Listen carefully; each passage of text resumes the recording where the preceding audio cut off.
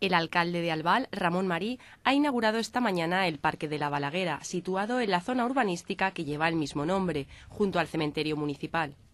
I que el que n'hi havia que fer era aproximar els parcs on estaven els ciutadans.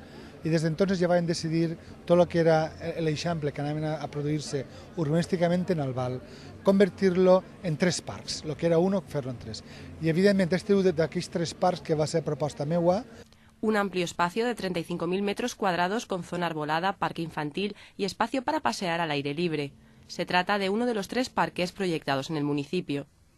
La nostra voluntat està inaugurar un altre parc a l'altra part del poble, a Catarratxa, d'uns altres 30.000 metres, que esperen que d'ací a final d'any estigui acabat i que puguem inaugurar-lo. A las 12 del mediodía, Marí descubría la placa que da fe de la nueva instalación del municipio ante la atenta mirada de representantes de las diferentes asociaciones locales. Y como no podía ser de otra manera, en un día festivo, una mascleta ponía el broche de oro a la inauguración.